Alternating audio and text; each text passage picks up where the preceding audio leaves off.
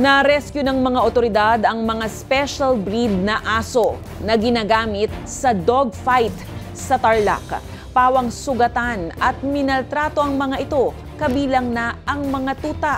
Arestado rin ang operator na isang Japanese national na bahagi ng organized crime group. Ang balitang A to Z ni Kim Salinas.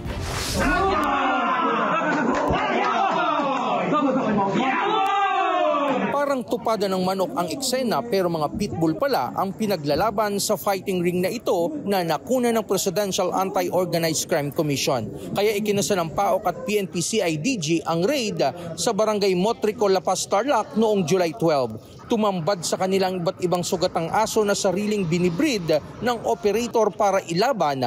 Na-rescue ang 7 malalaking aso bukod pa sa mga tuta na pawang sugatan din. Pinakakagat nila for the puppies to experience pain kahit bata pa siya. Parang habang lumalaki siya, nai-immune na siya sa mga kagat ng aso.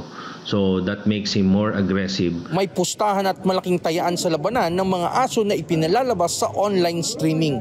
Kabilang sa mga parokyano ay mga taga-ibang bansa. Kung sino yung matatalo, sino yung mananalo. Tapos may parang derby din yan na halimbawa mga 8 aso o 6 na aso maglalaban-laban. Yung kung sino yung matira, yun ang champion. Huli sa operasyon ng nagpapatakbo ng dogfight na isang Japanese national na kinilalang si Bill Watanabe na bahagi ng organized crime group. Yung nagme-maintain nung arena, yung dogfighting arena.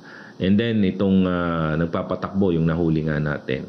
Plus yung nagpapatakbo, yung gumagawa at yung management nung gambling platform nila online. Ikinababahala naman ng the Philippine Animal Welfare Society o POS ang pagmamaltrato sa mga aso. It's either sobrang takot sila na may konting tunog lang, nanginginig na, nagtatago na, napapaihi na, or minsan nga yun, front nila na matapang ako, aggressive ako, so wag kang lalapit sa akin kasi mangangagat ako. Una nang nanalo ang POS sa isang kaso laban sa isang Korean national na nasa likod din ng dogfighting operations. Kailangan naman nating maging good example sa next generations na mag-treat tayo ng mga animals in a humane manner. Magpakatao po tayo.